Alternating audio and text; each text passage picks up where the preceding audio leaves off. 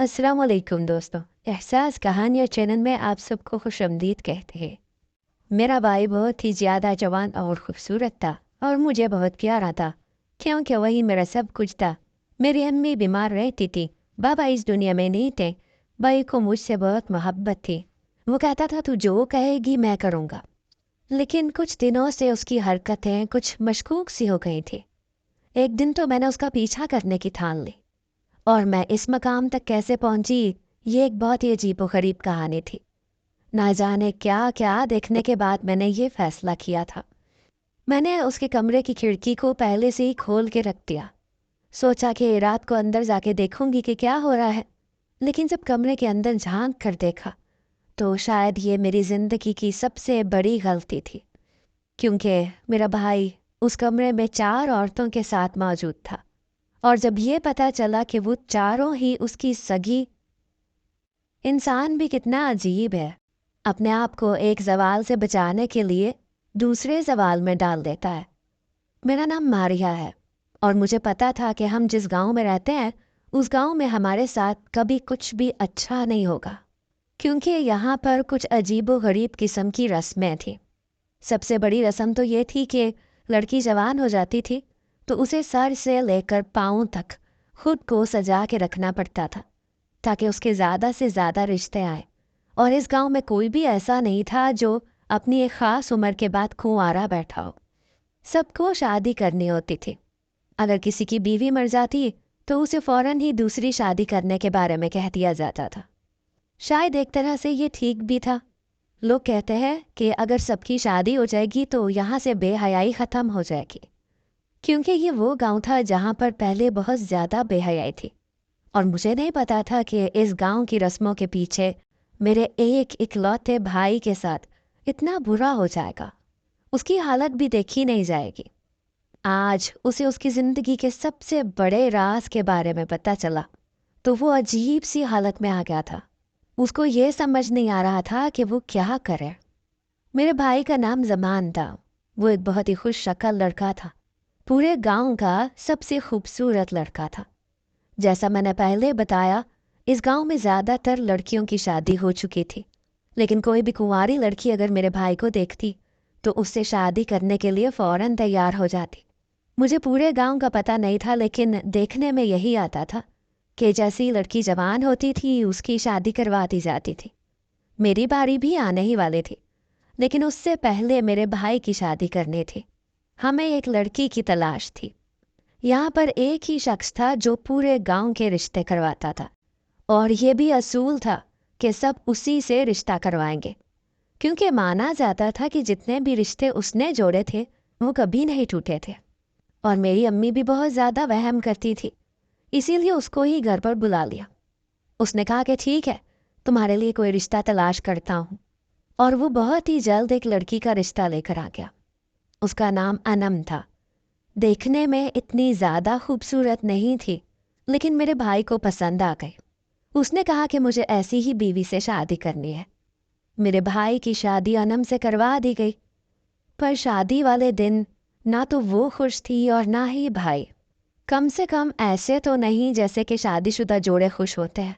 ऐसी कोई खुशी नहीं थी, क्योंकि ये भी रस्म थी कि इस गांव में मर्दों को 4-4 शादियां करवाई जाती थी, और इसमें चाहे मर्द की मर्जी शामिल होती ना होती, उसकी शादी करवा दी जाती थी। मेरे भाई की दूसरी शादी करने की बिल्कुल भी नीयत नहीं थी। एक दिन हमने उससे संजीदा होकर पूछा तो उसने कहा कि मैं एक औरत को संभाल लूँ यही बड़ी बात है, मैं 4-4 औरतें नहीं रख सकता। मेरी अम्मी ने कहा कि हमें तो लगा था कि तू मजाक करता है, लेकिन तुझे नहीं पता, ये तो इस गांव का असूल है। हम यहाँ पर रहते हैं तो हमें असूल भी तो मानना पड़ेंगे। तेरी शादियाँ तो होनी ही होनी है, क्यों अभी से ऐसा दिल लेके बैठा है। उसने कहा कि मैं खुदा की कसम खा के कहता हूँ, मैं किसी और से शादी नहीं करना चाहता। मैं एक औरत संभाल लूँ वही काफ़ी है। मेरी अम्मी ने उससे पूछा कि क्यों, वो तुझे तंग करती है। कहने लगा कि तंग क्या करना है, एक जिम्मेदारी काफ़ी नहीं होती। आप किसी की बेटी को लेकर आते हैं, उसके खाने पीने की, बीमारी की, हंसी खुशी की, इज्जत की सारी जिम्मेदारी आपके ऊपर आ जाती है। आप वही संभाल लें तो बहुत है। मेरी माँ ने कहा कि 4 औरतें होंगी तो आपस में मिल के रह लेंगी। जब ये बात अनम ने सुनी तो फूट फूट कर रोने लगी। मेरी अम्मी ने कहा कि इन दोनों की जोड़ी किसी ने सही मिलाई है। जब इनको पता है कि गांव में इस तरह की हरकतें होती है तो इनको तो पहले से इस चीज़ के लिए तैयार रहना चाहिए। ये क्यों इस तरह से पेश आ रहे हैं जैसे पहली दफ़ा इनके साथ ये सब कुछ हो रहा है। मेरे बाबा की भी 4 शादियां करवाई गई थी, लेकिन क्योंकि हम लोग सबसे आखिरी वाली बीवी में से थे इसलिए हमें पता था कि हमें कोई मसला नहीं होगा, क्योंकि बाबा की पहले वाली 3 बीवियां मर चुकी थीं। एक दिन अनम ने मेरी माँ को भी यही कह दिया कि आपकी तो 3 सौतनें मर चुकी हैं, अब आप मेरे सर पर 3 सौतनें लाना चाहती हैं, लेकिन मैं ऐसा होने नहीं दूंगी। मेरी अम्मी ने फिर भी सब्र का मुजाहरा किया और कहा कि तू कैसे नहीं होने देगी, जब इस गाँव में सारे मर्दों के साथ यही मामला होता है तो फिर तेरा मर्द क्या कहीं और से आया है। मेरी अम्मी ने उसे गुस्से में नहीं कहा था, लेकिन समझाने की नीयत से कहा था, पर वो फिर भी नाराज़ हो गई। एक दिन मेरे साथ किचन में काम कर रही थी, कहने लगी कि मैं किसी और औरत को बर्दाश्त नहीं कर सकती। मैंने कहा भाभी ये तो आपको पहले से पता होना चाहिए। उसने कहा कि क्या तुम्हारे साथ भी ऐसा होगा। मैंने कहा हाँ मेरे साथ भी ऐसा होगा और मुझे मसला नहीं है, लेकिन मेरी बस ये ख्वाहिश है कि मैं अपने शौहर की पहली बीवी हूँ, क्योंकि शौहर अपनी पहली बीवी से बहुत मोहब्बत करता है और आप तो पहले से ही पहली बीवी हैं, इसलिए आपको ज़्यादा परेशान होने की ज़रूरत नहीं है। आप क्यों ऐसी बातों को दिल पे लेती हैं। लेकिन मेरी भाभी की शक्ल से ऐसा लगता था कि अगर ऐसा हुआ तो वो कोई तमाशा ज़रूर करेंगी। इससे पहले भी हमारे गांव में बहुत से तमाशे हुए थे। एक औरत ने तो खुदकुशी कर ली थी और एक और औरत ने अपनी दूसरी सौतन की जान ले ली थी, लेकिन जो उसूल बनाया गया था उसके ऊपर अमल होके ही रहता था। मेरा भाई भी शादी नहीं करना चाहता था। वो कहता था कि मुझसे इतनी सारी जिम्मेदारियां नहीं उठाई जाती, फिर मुझे ज़्यादा मेहनत करनी पड़ेगी, सब औरतों के हक अदा करने पड़ेंगे, उनके कपड़े खर्चे सब कुछ मेरे ऊपर पड़ जाएगा। बात वही हुई कि शादी को 4 महीने गुजर गए तो हमारा नाम भी आ गया। गांव के सरबराह ने कहा कि इसके लिए दूसरी लड़की तलाश करो। मेरी माँ ने कहा कि जी ठीक है। मेरा भाई शादी नहीं करना चाहता था। भाभी बहुत परेशान हो गई, लेकिन फिर एक बात से हम लोग हैरान रह गए कि मेरी भाभी ने ही एक लड़की के रिश्ते का बताया। उन्होंने कहा कि मेरी दूर की रिश्तेदार है, अगर उसके साथ शादी कर लो तो मुझे कोई मसला नहीं है, क्योंकि वो मेरी दोस्त है। उन्होंने ही भाई को दूसरी शादी करने के लिए मना लिया। मेरी दूसरी भाभी का नाम सनम था। उसका और अनम भाभी का नाम भी आपस में काफ़ी मिलता जुलता था, अनम और सनम। मेरी भाभी ने कहा कि ये मेरी सहेली है, इसलिए अगर इसके साथ शादी कर लें तो मुझे कोई मसला नहीं। और वो भी इस घर में आ गई और वो दोनों हंसी खुशी एक साथ रहने लगी। लेकिन पता नहीं क्या हुआ, जैसे ही उसने हमारे घर में कदम रखा भाई को अपने काम में बहुत बड़ा नुकसान हो गया। भाई ने कहा कि अभी मेरी दूसरी शादी हुई है, साथ ही मुझे ये नुकसान हो गया, मैं कैसे खर्चे पूरे करूँगा। वो बहुत परेशान था, उसकी तो शक्ल ही बदल गई थी।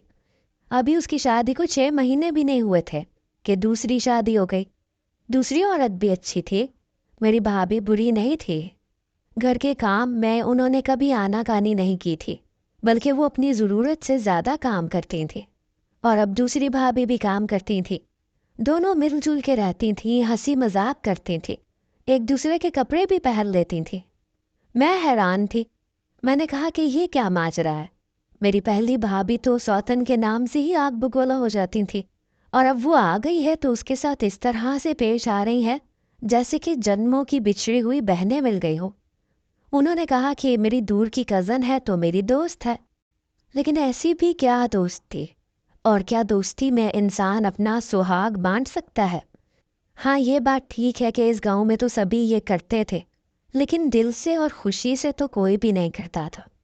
लोग तो मजबूरी से करते थे, लेकिन यहाँ पर तो मेरी अनम भाभी इतनी खुश थी कि जिसकी इंतहा नहीं। वो दोनों तो एक दिन एक ही प्लेट में बैठकर खाना भी खा रही थी। और हमारे गांव में ये भी एक तरीका था कि अगर आपने किसी से मोहब्बत जतानी हो तो आप उसके साथ एक ही प्लेट में खाना खाते हैं। अक्सर मियाँ बीवी एक ही प्लेट में खाना खाते थे, और वो मियाँ बीवी भी जो ज़माने के सामने ये साबित करना चाहते थे कि हमें एक दूसरे से बड़ी मोहब्बत है। हर मियाँ बीवी एक प्लेट में खाना नहीं खाते थे। अब वो दोनों साथ रहती, हंसी खुशी रहती। लेकिन जैसे जैसे वक्त गुजरने लगा, भाई की तीसरी शादी का मौजू सामने आने लगा, क्योंकि गांव वालों ने कहा कि गांव में बहुत सारी लड़कियां हैं। जितने भी मर्द हैं जिनकी अभी शादियों की गुंजाइश है, वो फौरन से शादी के बारे में सोचे, ताकि गांव की जो जवान लड़कियां हैं उनकी शादी हो जाए, इससे पहले कि वो लड़कियां किसी गलत काम में मुलव्वस हो जाए। वो कहते हैं ना कि हर इलाके में एक ख़ास किस्म का हिसाब होता है। कहीं के मर्द ज़्यादा खूबसूरत होते हैं, कहीं की औरतें ज़्यादा खूबसूरत होती हैं। जैसे कहते हैं कि मुल्तान की औरतें बहुत ज़्यादा प्यारी होती हैं, जबकि मर्द वाजबी शक्ल सूरत के होते हैं। और लाहौर की औरतें भी बहुत खूबसूरत हैं। इसी तरह पेशावर के लड़कों को बहुत खूबसूरत कहा जाता है, और सवात के मर्दों को भी बहुत खूबसूरत माना जाता है। हमारे गांव की औरतें बहुत ज़्यादा खूबसूरत थी, लंबी लंबी दुबली पतली। ऐसा लगता था कि आसमान से हूरें उतरी हुई हैं, और वो ज़्यादा जल्दी ख़राब भी नहीं होती थी। अगर उनके बच्चे भी हो जाते वो तब भी खूबसूरत ही रहती थीं। उनकी जीन्स ऐसी थीं कि वो कभी मोटी भद्दी नहीं होती थी, बल्कि हमेशा ही काबिल बर्दाश्त रहती थी। इसीलिए तो इस गांव में बेहयाई के बहुत से किस्से मशहूर हुआ करते थे। लेकिन जब से उसूल बना दिए गए, तब से सब कुछ ख़त्म होके रह गया। जब सबकी शादी हो जाएगी तो फिर बेहयाई कौन करेगा? ये सोच तो अच्छी थी, लेकिन बहुत सी औरतें अपनी सौतनों को बर्दाश्त कर करके पागल हो चुकी थीं, नफसियाती मरीज़ा बन गई थीं। ये एक अलग कहानी थी। जब मैं ऐसी औरतों के बारे में सुनती थी तो मुझे बड़ा अफसोस होता था। कई औरतें तो अपनी बर्दाश्त की आखिरी हद पर फिर रही थीं। फिर वो अपना गुस्सा निकालने के लिए अजीबो गरीब हरकतें करती। कभी बच्चों को मारती, कभी चीखती चिल्लाती, लेकिन सब इस बात पर खुश थे कि उसूलों पर अमल हो रहा था, और यही सबके लिए ज़रूरी था। अव्वलीन तरजीह इसी को दी जाती थी। एक दिन तो हद हो गई। सनम भाभी की तबीयत अचानक से ख़राब हो गई। पता चला कि वो माँ बनने वाली थी, लेकिन उनका मिसकैरेज हो गया। उनकी टांगों में बहुत दर्द हो रहा था, और उन्हें बहुत तेज़ बुखार था। हम उन्हें घर ले आए। पहले चेकअप करवाने के लिए ले गए थे। डॉक्टर ने कहा था कि आज की रात इनको तेज़ बुखार रहेगा, तबीयत भी ख़राब रहेगी, इनका बहुत ख्याल कीजिएगा। लेकिन मेरी अम्मी तो पहले से ही बीमार रहती थी, और अगर मैं उनका ख्याल करने बैठ जाती तो फिर घर के काम कौन करता? और मुझे पता था कि सनम भाभी का ख्याल भाभी तो करेंगी नहीं, आखिर अपनी सौतन का कौन ख्याल करता है। इसीलिए मैं उनके लिए सूप बनाकर जब कमरे में गई तो सामने का मंजर देख के हैरान रह गई। वो तो पहले से ही उनके लिए सूप बनाकर उनको पिला भी चुकी थी, और अब बैठी उनका सर दबा रही थी। मुझे कहने लगी कि कोई बात नहीं, तुमने सूप बना दिया तो कल पी लेगी, या तुम खुद पी लो। फिर मुझे कहने लगी कि ज़रा ठंडा पानी ले आओ, मैंने इसकी पट्टियाँ करनी है। मैं उनकी बात तो मान गई। जब सनम भाभी सो गई तो मैंने आहिस्ता आवाज़ में अनम भाभी से पूछा कि आपको इनकी इतनी फ़िक्र हो रही है। उन्होंने कहा कि मैं फ़िक्र नहीं करूँगी तो कौन करेगा, आखिर को ये मेरी। उनकी ज़ुबान रुक गई। मैंने उनका जुमला पूरा करते हुए कहा कि ये आपकी सौतन है, और आप इनके लिए इतनी फ़िक्रमंद हो रही हैं। उसने कहा कि तुम्हें क्या मसला है? कभी तुम कहती थी कि यहाँ पर तो ये सब कुछ होता है, मुझे इस सब के लिए तैयार रहना चाहिए। अब मैं तैयार हूँ तो तुम कहती हो कि ऐसा क्यों करती हो? मैंने कहा कि हाँ, लेकिन इतना तो मैंने किसी को भी नहीं करते देखा। बड़ी अम्मी के साथ हमारी अम्मी के ताल्लुकात भी बड़े ख़राब थे। मुझे बचपन में याद है, वो हमेशा एक दूसरे से लड़ती रहती थी, और पूरे गांव में भी यही सब होता रहता है। आपने देखा नहीं, कभी किसी घर से शोर की आवाज़ आती है, कभी किसी घर से। लेकिन मुझे लगता है कि आप दिल की बुरी नहीं है, फिर आप अपने आप को बुरा क्यों बना के रखा हुआ है? भाभी ने कहा कि बस यही ज़िंदगी है, करना पड़ता है। मैं इसका ख्याल नहीं करूँगी तो कौन करेगा? तुम घर को संभालो, मैं इसको संभाल लूँगी, और फिर हम दोनों की खुशी एक ही इंसान में है, और उसके लिए भी हम दोनों ही अहम हैं। میں اپنی انا اور ضد کو آگے رکھ کے اس گھر کا ماحول نہیں خراب کرنا چاہتی۔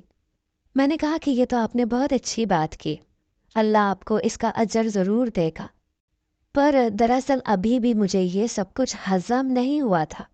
وہ تو صنم بھابھی کے پیروں تک کی مالش کر رہی تھی، ان کے پاؤں تک دبا رہی تھی۔ یہ منظر کسی کو بھی ہضم نہیں ہو سکتا تھا۔ خیر وہ ٹھیک ہو گئی۔ اس کے بعد بھائی کی تیسری شادی کرنے کا پھر سے شور پڑ گیا، کیونکہ جب پہلے کہا گیا تھا تو انہوں نے نظر انداز کر دیا تھا۔ اس دفعہ باقاعدہ ہمارے گھر پر ایک بندہ آ گیا۔ اس نے کہا کہ آپ لوگ لڑکی تلاش کرنا شروع کریں، نہیں تو گاؤں کا سربراہ اپنی مرضی سے کسی لڑکی سے شادی کروا دے گا۔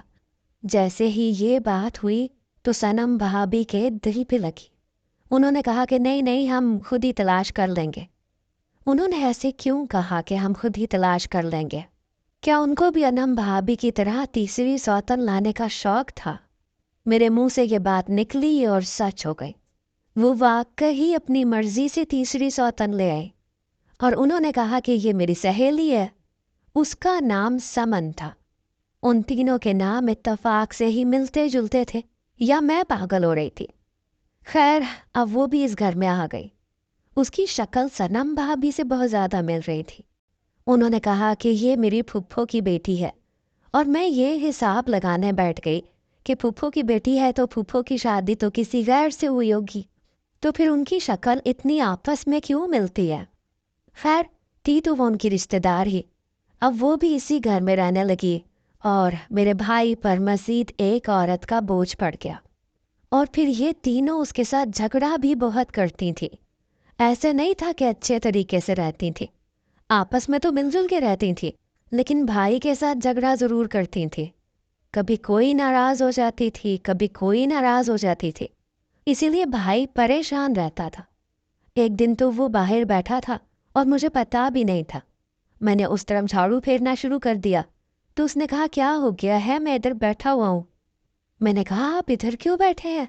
ابھی آپ کی تیسری بیوی آئی ہے، آپ اس کے ساتھ ٹائم کیوں نہیں گزارتے؟ مجھے کام کرنے دیں۔ انہوں نے کہا کہ بس مجھے یہیں پر بیٹھا رہنے دو، مجھے اکیلا چھوڑ دو۔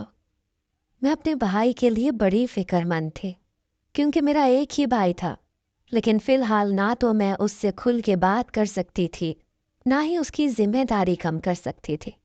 شاید میں اس کی تکلیف سمجھ بھی نہیں سکتی تھی۔ اب میری تینوں بھابیاں انم، صنم اور سمن ایک ساتھ ہنسی خوشی رہتی تھی۔ میں ان کو دیکھ دیکھ کر حیران ہوتی تھی۔ یہ بات پورے گاؤں میں بھی پھیلنے لگی کہ یہ واحد گھر ہے جہاں پر 3 سوتنیں ایک ساتھ رہتی ہیں، لیکن آپس میں ایک دفعہ بھی جھگڑا نہیں ہوا۔ میرے بھائی کو بھی لوگ کہتے تھے کہ تم کیا کرتے ہو، تمہارے پاس کون سا کلیہ ہے، ہمیں بھی بتاؤ، ہم بھی اپنائیں، کیونکہ ہمارے گھر میں تو جھگڑا ہی پڑا رہتا ہے۔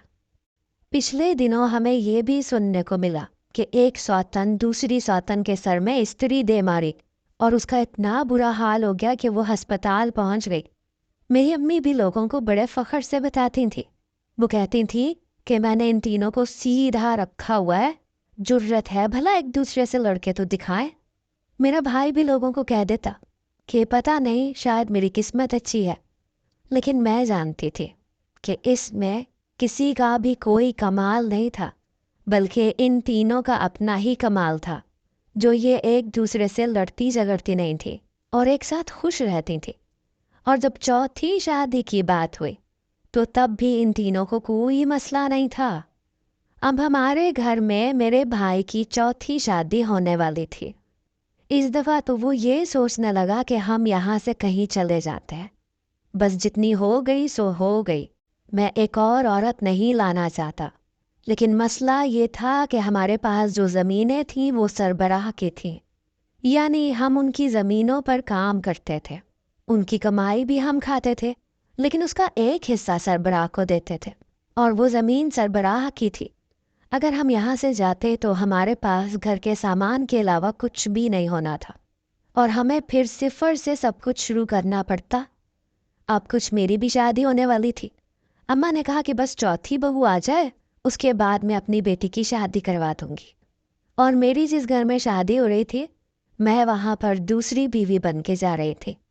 मेरी अम्मी ने कहा कि मैंने अपनी बहुओं के साथ कभी कुछ बुरा नहीं किया, तो मेरी बेटी के साथ भी बुरा नहीं होगा।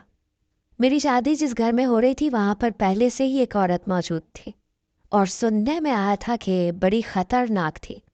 मैंने अपनी भाभीयों से पूछा कि आप मुझे कोई तरीका बताएं, आप लोग कैसे एक दूसरे के साथ इतनी खुश असलूबी से रहती हैं, मुझे भी कोई टिप्स दें।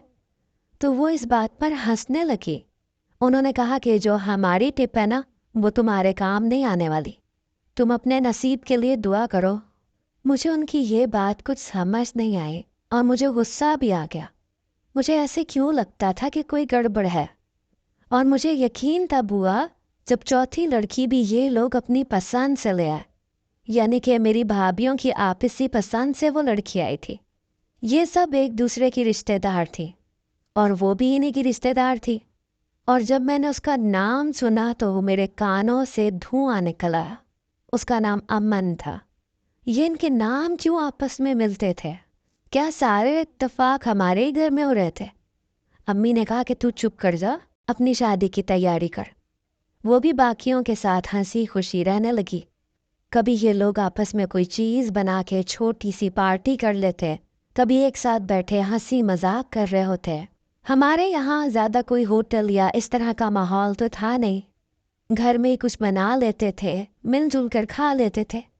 एक दिन तो बहुत ही अजीब बात हुई। जब मैं कमरे में गई तो मैंने कहा कि अकेले अकेले पार्टी हो रही है, मुझे भी बुला लेते। समन भाभी के मुंह से एक बात निकली जो मुझे हैरान कर गई। उन्होंने कहा कि हम बहनों में तुम्हारा क्या काम? मैंने कहा अच्छा, आप लोग बहनें हैं? आप लोग बहनें तो नहीं हैं। उन्होंने कहा कि पर हम रहते तो बहनों की तरह ही हैं। कहते हैं कि ज़रूरत से ज़्यादा मीठा इंसान के लिए शुगर का बायस बनता है, और उनके आपसी रिश्ते की मिठास से मुझे शुगर हो गई थी। अब तो मैं जानने की कोशिश करने लगी कि आखिर ये चक्कर क्या है। और फिर वो कहते हैं ना, शक्कर खाने वाले को शक्कर मिल ही जाती है। मुझे भी सबूत मिल गया। मैंने अपने फ़ोन का कैमरा ऑन कर लिया। एक दिन इसी तरह ये चारों बैठी पार्टी कर रही थी, जब इनके मुंह से वो बात निकल गई जिसको सुनकर मेरे कदमों तले से ज़मीन निकल गई। और अब मैं अपनी अम्मी और भाई के कदमों तले से भी ज़मीन निकालने के लिए भागी। मैं उनको फ़ौरन से ये बात बताना चाहती थी। बात बहुत बड़ी थी, इतनी बड़ी कि क़यामत बर्पा होने के लिए काफ़ी थी। मैंने सबसे पहले ये बात अपनी अम्मी को बताई तो अम्मी ने अपने कानों को हाथ लगा लिया। उन्होंने कहा कि हमारे घर में ये गंदगी चल रही थी और हमें पता भी नहीं था। अब क्या होगा, क्या बनेगा? ये औरतें तो पागल हो गई हैं। इन्होंने इतना बड़ा खेल खेला, इनको ये सब करने की क्या ज़रूरत थी? मेरा भाई अभी तक घर नहीं आया था। जब वो घर आया तो हमने उसको भी वो बात बता दी। वो ज़मीन पर ऐसा बैठा कि जैसे उसके जिस्म से रूह परवास कर गई। उसने कहा कि अब क्या होगा, और अगर गांव के सरबराह को ये बात पता चल गई तो वो हमें इस गांव से निकाल देगा, हमारा तमाशा बन जाएगा। उन चारों को अभी तक पता भी नहीं था कि हमें उनकी असलियत के बारे में पता चल गया था। हमने उनको भी बुला लिया। घर का माहौल अदालत जैसा बन गया। उनको भी अंदाज़ा होने लगा कि कोई ना कोई गड़बड़ ज़रूर है। मेरे शौहर ने कहा कि तुम लोगों का आपसी रिश्ता क्या है, ज़रा मुझे बताना पसंद करोगी?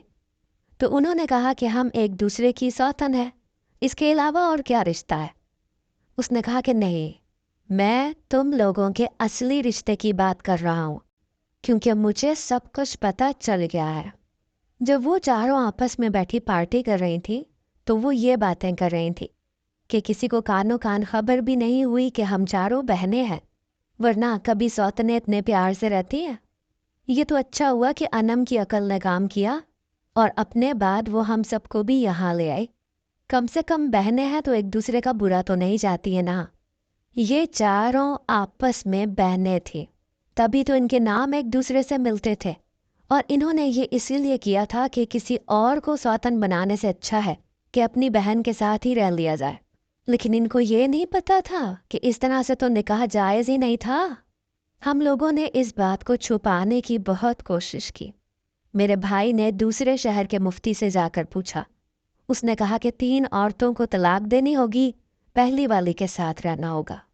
میرا بھائی اتنا غصے میں تھا، کہنے لگا میرا تو دل کرتا ہے کہ میں ان چاروں کو طلاق دے دوں، اور یہ سب کیا دھرا تو پہلی والی کا ہے۔ پھر میرے بھائی نے ایک بڑا انوکھا کام کیا، اس نے اپنی پہلی 3 بیویوں کو فارغ کر دیا اور آخری والی بیوی کے ساتھ رہنے لگا، کیونکہ اسے وہ اچھی لگتی تھی۔ ہم اس معاملے میں کچھ نہیں بولے۔ یہ خبر پورے گاؤں میں پھیل گئی کہ ایک مرد نے 3 عورتوں کو اکٹھی طلاق دے دی۔ ان عورتوں کو غائب کروا دیا گیا، یعنی ان کے گھر بھیج دیا گیا، اور اس کے بعد یہ خبر اڑا دی گئی کہ وہ گھر سے بھاگنا چاہتی تھیں۔ وہ ساری ہی بد کردار تھی۔ ان کو بد کردار ثابت کرنا ضروری تھا، نہیں تو ہماری جان پر بن جاتی، لیکن ابھی بھی ہماری جان اس بات سے ہٹی نہیں تھی۔ بھائی نے پھر سے ایک بڑا قدم اٹھایا، جو کچھ بھی تھا وہ بیچ کر ہم لوگ اس گاؤں سے نکل گیا اور سب سے قریبی شہر لاہور میں آ بسے۔ یہاں پر آ کر ہمیں پہلے بڑی مشکل کاٹنی پڑی۔ ہم مڈل کلاس لوگ تھے، لیکن اب ہماری حالت لوور مڈل کلاس سے بھی بری ہو گئی۔ لیکن آہستہ آہستہ چیزیں سنبھلنے لگی۔ میری شادی جہاں ہونی تھی، لیکن میری شادی بھی وہاں نہیں ہوئی، اور میں بھی بچ گئی۔ جب ہم لوگ شہر آ گئے تو 2 سال کے بعد بھائی نے میری شادی کروا دی، اور اب میرے سر پر کسی سوتن کا کوئی بوجھ نہیں تھا۔ وہ چاروں آپس میں بہنیں تھیں۔ انہوں نے اپنی زندگی تو برباد کی، لیکن میری زندگی سنوار کے چلی گئی۔ کم سے کم میں اس گاؤں سے تو نکل گئی۔ ایسا گاؤں جہاں پر آپ کو مفت کی زمین ملی ہے، مفت کا گھر ملا ہے، بس آپ نے خود ہی محنت کرنی ہے، کمانا ہے، کھانا ہے۔ تو ایسے گاؤں سے لوگ کیوں نکلیں گے؟ اور خاص کر مرد ایسے گاؤں کو چھوڑ کر کیوں جائے گا جس گاؤں میں اس کو 4 بیویاں مل رہی ہیں؟ وہ تو کبھی وہاں سے جاتے نہیں تھے، لیکن میرا بھائی مختلف تھا، اور اس نے یہ ثابت کیا۔ اب ہماری زندگی پہلے سے بہت مختلف ہے۔ ہم ایسے بہت سے کام کرتے ہیں جو وہاں رہ کر کبھی نہیں کر سکتے تھے۔ اللہ کا شکر ہے کہ اس میں سب سے زیادہ فائدہ میرا ہوا ہے۔ آپ لوگ بتائیں، آپ کا کیا خیال ہے؟ کیا آپ ایسے گاؤں میں رہنا چاہیں گے؟